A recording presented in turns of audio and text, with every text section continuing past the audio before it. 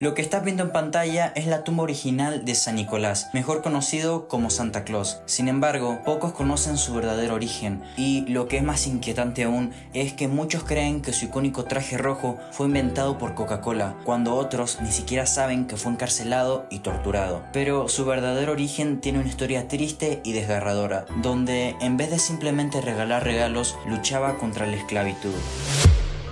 Es así que en el año 270, en una ciudad situada en lo que hoy es Turquía, nació Nicolás de Mira, mejor conocido hoy en día como San Nicolás. Fue hijo de padres ricos y cuando apenas tenía 8 años de edad quedó huérfano. Sin embargo, en vez de quedarse con toda la fortuna heredada, Nicolás utilizó toda su riqueza para ayudar a pobres y enfermos, dedicando su vida a ayudar a los más necesitados. Sin embargo, lo que casi nadie sabe es que San Nicolás se volvió famoso por el acto de evitar la venta de 3 niñas a la explotación sexual. Esto debido a que el padre de las niñas era tan pobre que no podía ofrecerles ni un solo plato de comida, y si eso no era suficiente, tampoco podría darles bienes para casarse. Esto era muy importante ya que en aquella época el matrimonio requería que la familia de la novia aportara una gran suma de dinero o propiedades, y ellas, al no tener estos recursos, esto las condenaba a una vida de miseria o explotación. El hombre, en un acto desesperado e inhumano,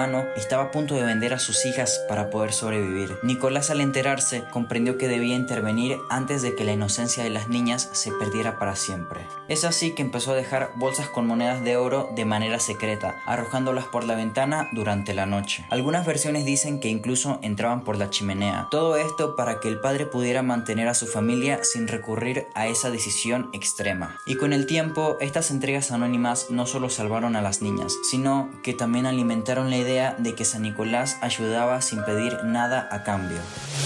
A raíz de esa historia surgió el mito de las botas o calcetines de Navidad, y con el tiempo se empezó a decir que se debían colgar antes de la llegada de Santa, para que él las llenara con dulces, monedas o pequeños regalos, cuando en realidad el origen de todo eso proviene de la leyenda de las 3 hermanas, y se dice que cuando San Nicolás arrojó las bolsas de oro por la ventana, el oro cayó dentro de las medias que estaban colgadas secándose junto al fuego, creando así la tradición. Y aunque parece difícil de creer, esa misma historia también se conectó con otro mito muy famoso, el cual era la idea de que Santa entra por la chimenea. Así como San Nicolás ayudó a la familia sin ser visto, dejando las monedas caer desde lo alto hacia el interior de la casa, con el tiempo esa acción se reinterpretó como la imagen del santo descendiendo por la chimenea, transformándose finalmente en la forma moderna en la que Santa entra a los hogares en Navidad. Tiempo después, San Nicolás se convirtió en sacerdote y más tarde en obispo, hasta que un día, durante la persecución de los cristianos, fue encarcelado y probablemente torturado por el emperador romano Diocleciano. Aún así, tiempo después fue liberado durante el mandato de Constantino el Grande, muriendo el 6 de diciembre del 343 después de Cristo, creando así la costumbre de dar regalos, y con el tiempo esa tradición se movería al 24 de diciembre. A raíz de eso, la transformación de San Nicolás en Santa Claus fue un proceso gradual que ocurrió a lo largo de varios siglos y en diferentes regiones del mundo. En los siglos posteriores a su muerte, su fama se extendió por toda Europa y su figura comenzó a ser asociada con la Navidad, debido a lo cerca que estaba su festividad del 6 de diciembre. En países europeos, por ejemplo Holanda, San Nicolás se convirtió en Sinterklaas, una figura que traía regalos pero que también traía castigos, basándose en el comportamiento de los niños, también manteniendo la vestimenta de obispo. Sin embargo, a lo largo del tiempo iría cambiando hasta la que conocemos hoy en día. Conforme pasó el tiempo, esta tradición empezó a mezclar diferentes elementos. En algunas regiones su atuendo variaba entre tonos rojos, verdes, azules o incluso dorados. Todo esto antes de convertirse en el Santa moderno que conocemos hoy en día. En ese mismo periodo surgió el mito de Krampus, que se supone que era una criatura creada por la gente para poder explicar el lado oscuro de estas celebridades. Y con los años se entendió que solamente era una representación simbólica del castigo y no una figura real. Sin embargo, su figura ganó tanta fuerza en la cultura popular que terminó trascendiendo las tradiciones. Krampus se volvió tan famoso que llegó al cine en varias ocasiones, con más de 4 películas dedicadas a él, además de aparecer en series, cómics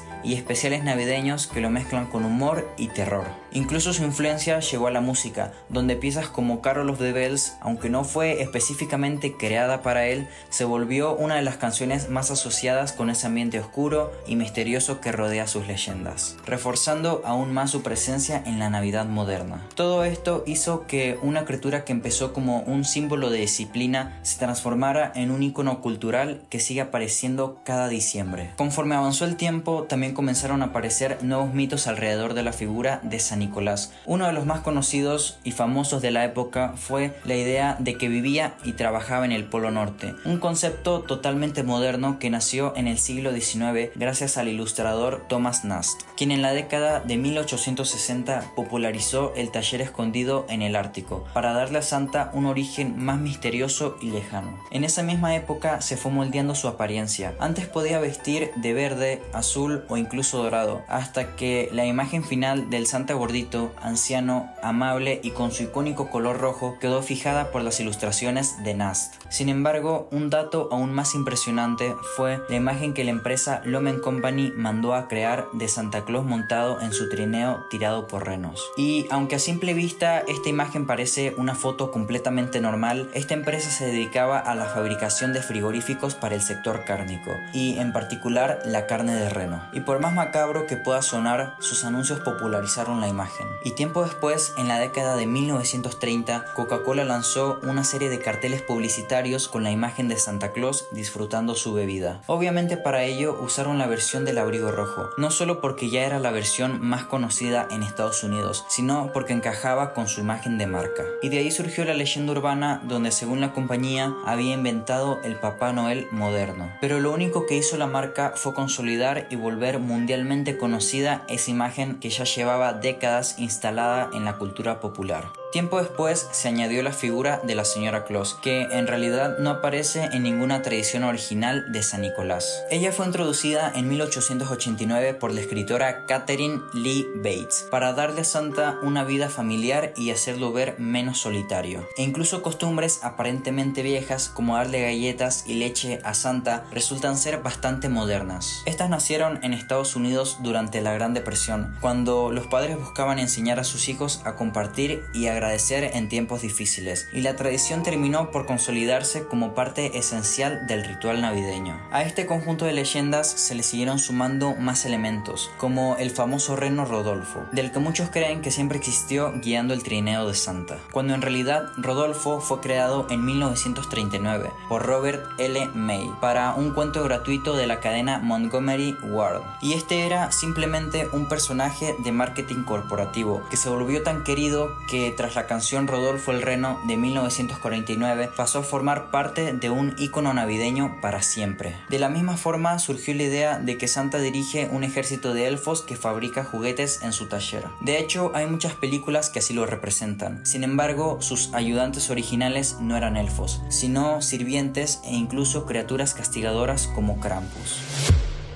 Los elfos juguetones nacieron de la literatura infantil del siglo XIX. Autoras como Louisa May Alcott y nuevamente Thomas Nast ayudó a fijar esta versión, transformando antiguos seres oscuros en un equipo mágico y alegre. A partir de este punto, Santa Claus comenzó a ser utilizado en contextos completamente diferentes, incluso con fines políticos y publicitarios. Durante la Primera y Segunda Guerra Mundial, por ejemplo, la imagen de Santa se usó en propagandas para motivar a la gente a comprar bonos de guerra y para enviar paquetes a soldados, y en anuncios de la época se le veía vestido de militar o animando a las familias a hacer su parte, refiriéndose esto al deber cívico o sacrificio personal que se esperaba de los ciudadanos. Todo esto para contribuir al esfuerzo de guerra y asegurar la victoria nacional. El motivo detrás de todo esto era simple. Durante la Primera y Segunda Guerra Mundial, el gobierno de Estados Unidos necesitaba mantener la moral alta, además de convencer a la población de apoyar económicamente